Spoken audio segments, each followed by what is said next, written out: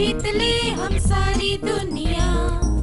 बीच हमें आज खोने दो, रोज उसे थोड़ा बढ़ने दो।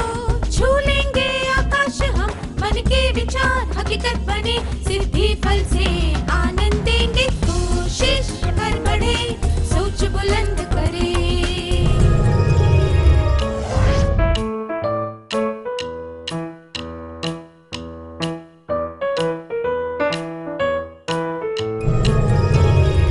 नमस्ते छात्रों, आप सबको देखकर खुशी हुई।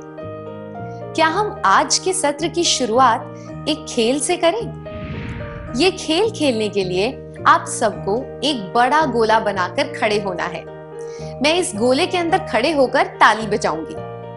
जब ताली बज रही हो तब आपको गोले में घूमते जाना है। जब मैं ताली बजाना बंद करूं और रुको बोलूं, तब आपको अपने नाम के पहले अक्षर के आधार पर छोटे छोटे समूह बनाने हैं। उदाहरण के लिए, जिनका नाम क से शुरू होता है वे एक समूह बनाएंगे, जिनका ख से शुरू होता है वे दूसरा समूह बनाएंगे, इत्यादि। समूह बनाने के बाद आपको बताना है कि प्रत्येक समूह में कितने छात्र हैं। इसके बाद मैं फिर से ताली बजाऊंगी और आपको गोले में घूमना है। जब मैं रुको बोलूं, तब आपको अपने जन्म के महीने के आधार पर समूह बनाने हैं। उदाहरण के लिए, जो जनवरी में पैदा हुए हैं वे एक समूह बनाएंगे। इस तरह महीनों के आधार पर 12 समूह बनेंगे। क्या हम शुरू करें?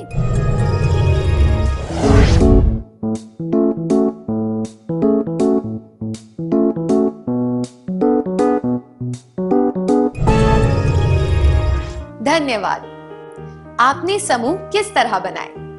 आपने समूह किसी आधार पर बनाए, जैसे कि एक ही अक्षर से शुरू होने वाले नाम, एक ही महीने में पैदा हुए लोग, है ना?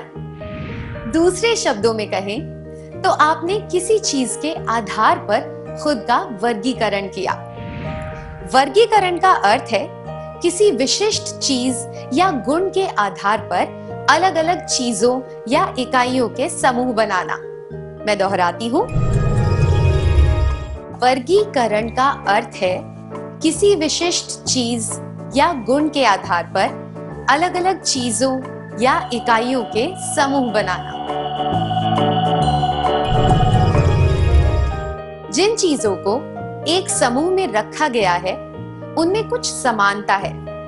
वास्तव में देखा जाए तो वो समानता ही समूह बनाने का आधार थी। रोजमर्रा के जीवन में हम जिन चीजों का इस्तेमाल करते हैं उनके बारे में सोचिए। हम उनका वर्गीकरण सब्जी, बर्तन, गहने, वाहन आदि के तौर पर करते हैं। इन सब चीजों में कोई ना कोई समानता होती है, इसलिए हम इन्हें एक वर्ग में रखते हैं। आइए अब एक क्रियाकलाप करते हैं। आपको स्क्रीन पर कुछ चीजों के समूह दिखेंगे। आपको पहचानना है कि इनका वर्गीकरण किस आधार पर किया गया है। स्क्रीन 1 तोता, गौरैया, मैना, कौवा, कबूतर। स्क्रीन 2 भारत, श्रीलंका, पाकिस्तान, बांग्लादेश, नेपाल।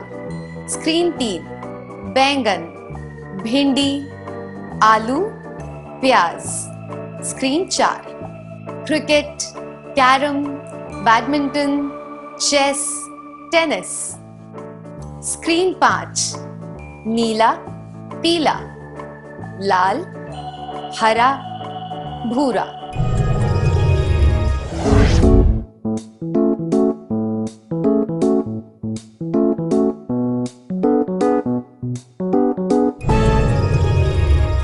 धन्यवाद। फ्रेम 1 में चिड़ियों का समूह दिखाया गया है। फ्रेम 2 में कुछ देश दिखाए गए हैं। फ्रेम 3 में कुछ सब्जियां दिखाई गई हैं। फ्रेम 4 में कुछ खेल दिखाए गए हैं। फ्रेम 5 में कुछ रंग दिखाए गए हैं। इन चीजों का आगे भी वर्गीकरण किया जा सकता है, जैसे कि खेलों को घर अंदर खेले जाने वाले और बाहर खेले जाने वाले खेलों में वर्गीकृत किया जा सकता है।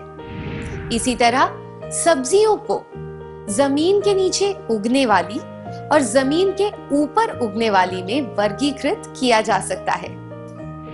क्या अब हम एक क्रियाकलाप करें? आपको स्क्रीन पर कुछ शहरों के नाम दिखाए जाएंगे।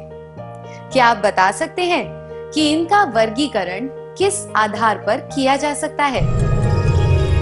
Chennai, Tokyo, Delhi, Kolkata, London, Sydney, Mumbai, Paris, Bhopal, Washington, Beijing.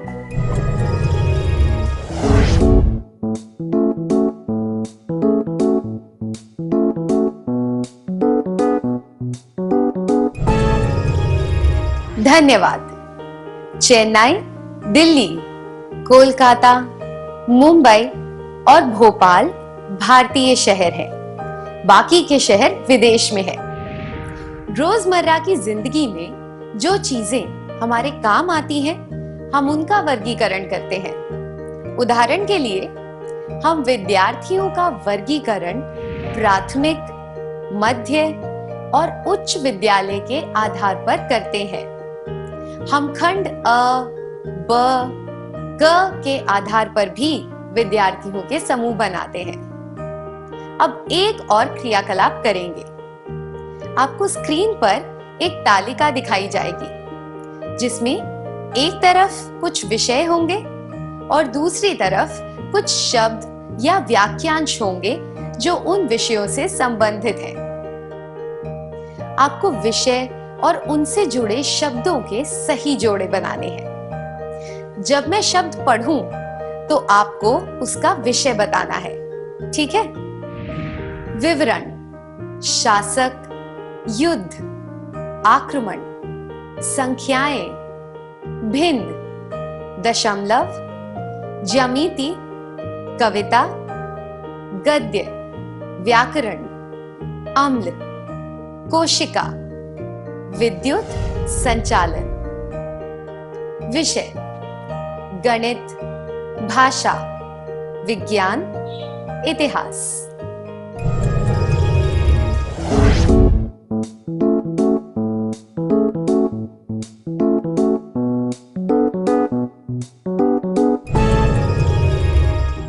धन्यवाद।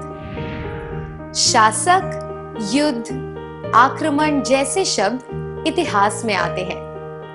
संख्याएं, दशमलव, भिन्न, ज्यामिति जैसे शब्द गणित में आते हैं। कविता, गद्य, व्याकरण जैसे शब्दों का वर्गीकरण भाषा के अंदर होता है। अम्ल, कोशिका, विद्युत संचालन जैसे शब्द विज्ञान के अंतर्गत आते हैं। इसी तरह हम घर के सामानों को रसोई के सामान, शयन कक्ष के सामान, बैठक के सामान, पहनने के कपड़े इत्यादि के तौर पर वर्गीकृत कर सकते हैं। बैठक के सामानों में टीवी, सोफा, सजावट के सामान इत्यादि आते हैं। शयन कक्ष में पलंग, गद्दे, तकिए, मच्छरदानी इत्यादि आते हैं। पहनने के कपड़ों में dhoti, shirt, pant, sari, salwar suit इत्यादि आते हैं। कपड़ों को सूती, रेशमी, पॉलिएस्टर इत्यादि के तौर पर भी वर्गीकृत किया जा सकता है।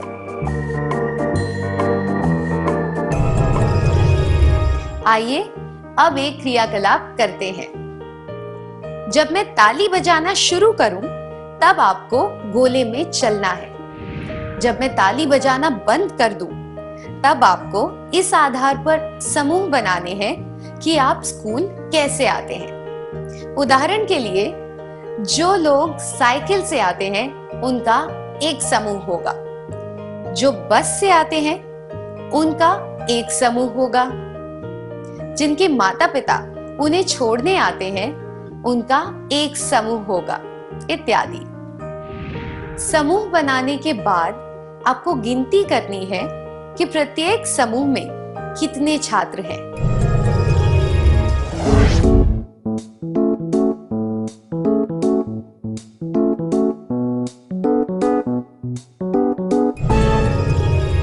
धन्यवाद। इस तरह के वर्गीकरण का क्या फायदा है? जिन चीजों को हम एक समूह में रखते हैं उनमें हमें कुछ समानता नजर आती है।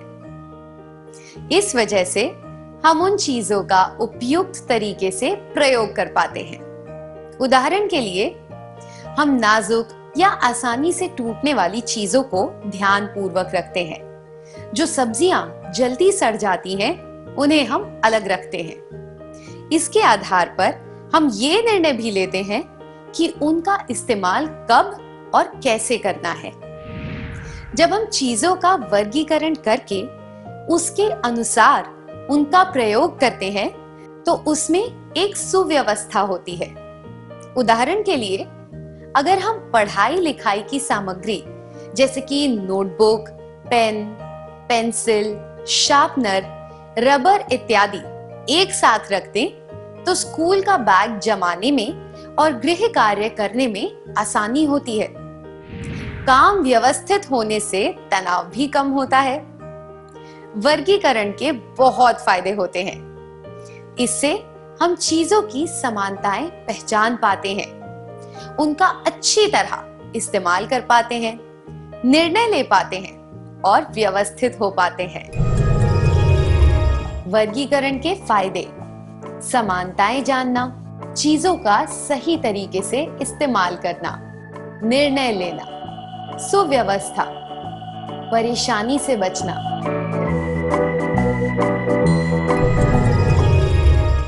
क्या आपके साथ कभी ऐसा हुआ है कि किसी कपड़े पर दूसरे कपड़े का रंग लगने से वो बिगड़ गया हो?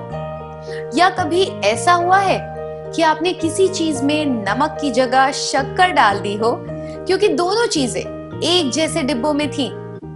या फिर आपने फूल और खाने पीने की चीजें एक साथ रख दी हो जिससे खाने में फूलों की महक आ गई?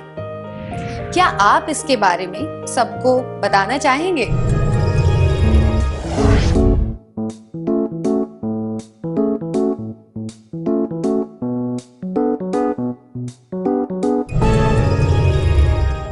धन्यवाद।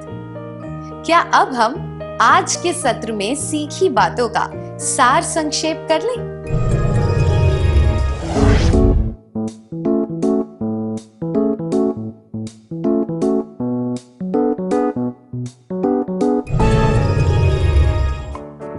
वर्गीकरण का अर्थ है किसी विशिष्ट चीज या गुण के आधार पर अलग अलग चीजों या इकाइयों के समूह बनाना। वर्गीकरण के फायदे: समानताएं जानना, चीजों का सही तरीके से इस्तेमाल करना, निर्णय लेना, सुव्यवस्था, परेशानी से बचना। अच्छी तरह सार संक्षेप करने के लिए धन्यवाद।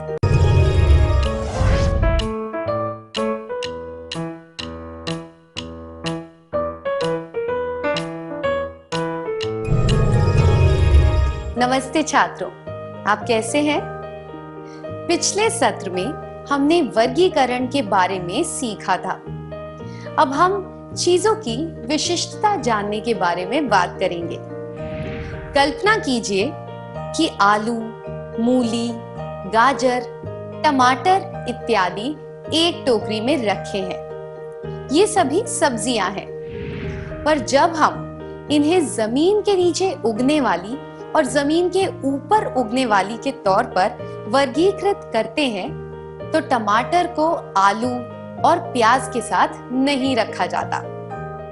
वह बात जिसके आधार पर एक चीज और दूसरी चीज में फर्क किया जा सकता है, उसे विशिष्टता बताना कहते हैं। दूसरे शब्दों में कहें, विशिष्टता बताने का अर्थ है किसी समूह में रखी चीजों में से किसी एक चीज की विशेषता बताना, जिसके आधार पर उसे अलग से पहचाना जा सकता है। अब एक क्रियाकलाप का समय है। आपको स्क्रीन पर कुछ शब्द दिखाए जाएंगे। आपको पहचानना है कि इन्हें किस आधार पर वर्गीकृत किया जा सकता है। आपको प्रत्येक समूह से एक भिन्न वस्तु को भी पहचानना है और उसके भिन्न होने का कारण भी बताना है। उदाहरण के लिए, अगर आपको कुत्ता, बिल्ली और गाय शब्द दिए जाएं, तो आप इन्हें पालतू पशु के आधार पर वर्गीकृत कर सकते हैं।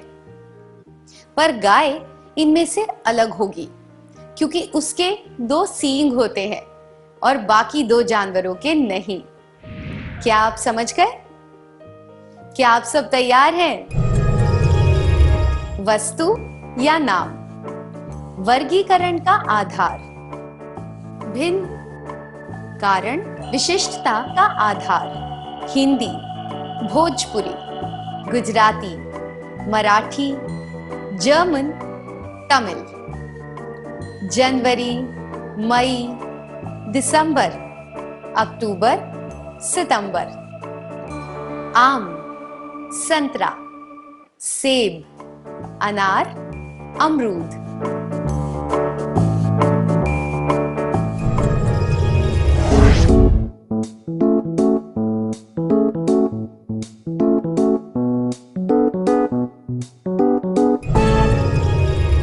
बहुत बढ़िया।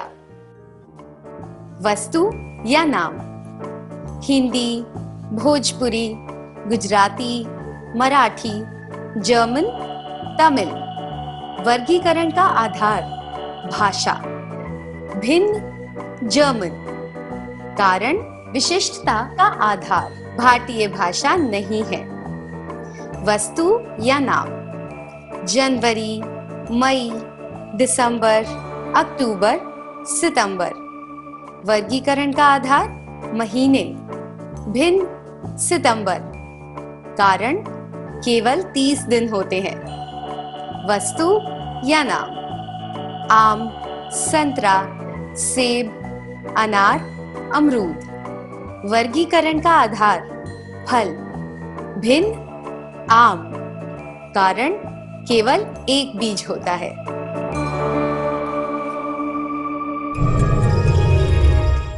पहली पंक्ति में कुछ भाषाओं के नाम दिए गए हैं।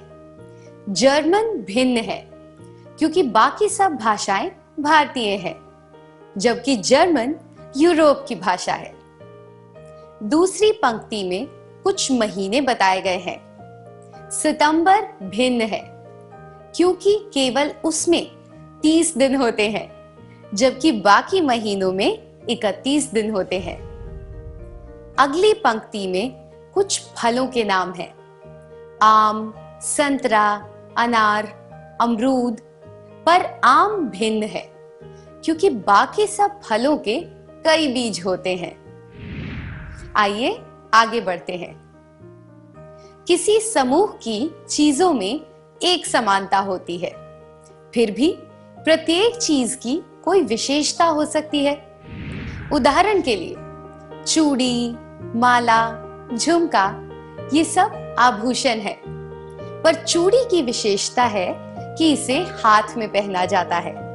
इसी तरह झुमके की विशेषता है कि ये कान में पहना जाता है, और माला की विशेषता है कि इसे गले में पहना जाता है। अब हम एक और क्रियाकलाप करेंगे। जयपुर, पटियाला, जैसलमेर, अजमेर और उदयपुर शहर हैं, पर इन सब शहरों की अपनी एक विशेषता भी है। क्या आप प्रत्येक शहर की विशेषताएं पहचान सकते हैं?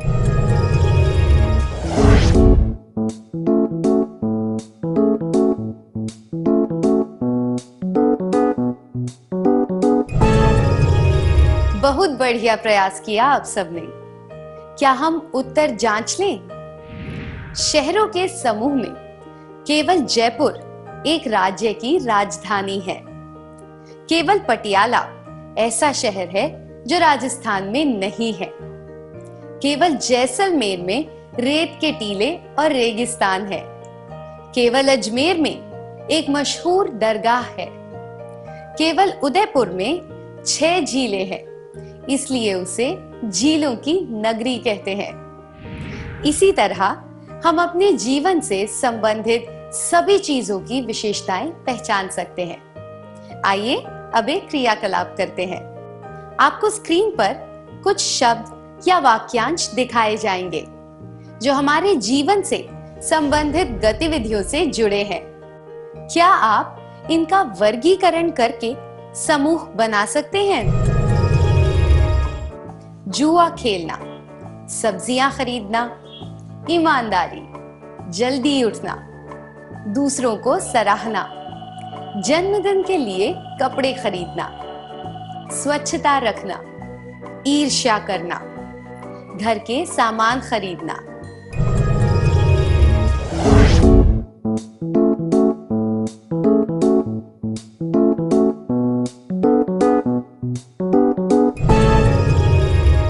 धन्यवाद। आप सबको बधाइयां। आइए अब जवाबों पर नजर डालते हैं।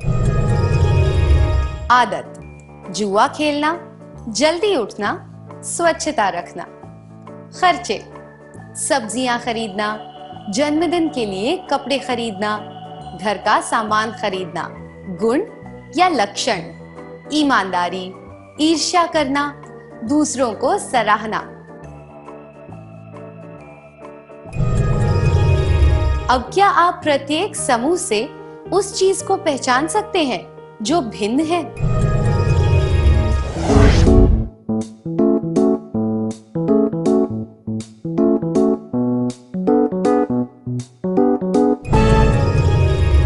सही कहा।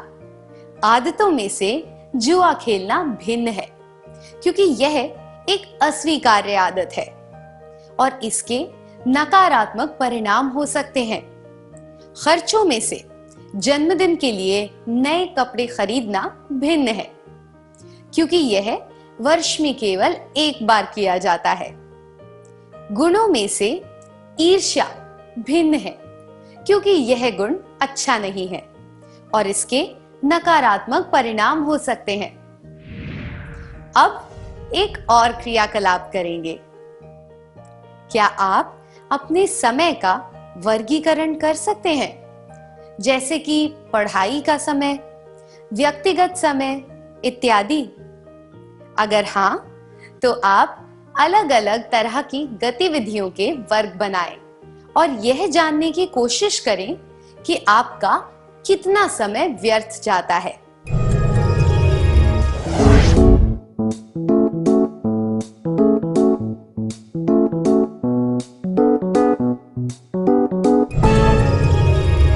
धन्यवाद। अगर हम अपने कार्यों का वर्गीकरण करें और यह देखें कि हम किस कार्य के लिए कितना समय बिताते हैं, तो हम यह पहचान पाएंगे कि हमारे कितने काम अनावश्यक होते हैं।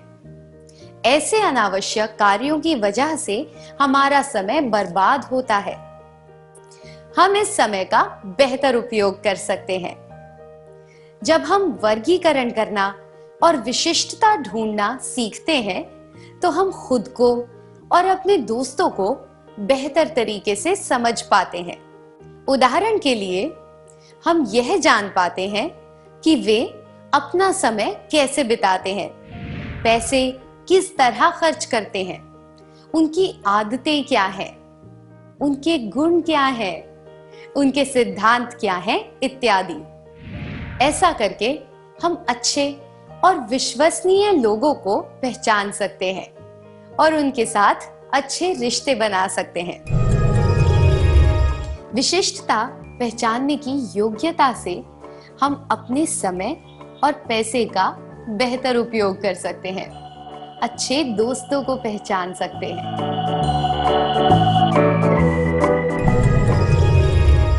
मुझे आशा है कि आप जो भी सुनते, देखते और सोचते हैं उसका वर्गीकरण कर पाएंगे और उनकी विशिष्टता भी पहचान पाएंगे। ऐसा करने से आप सकारात्मक कार्यों पर ध्यान दे पाएंगे और नकारात्मक चीजों से दूर रहेंगे। क्या अब हम सत्र का सार संक्षेप कर लें?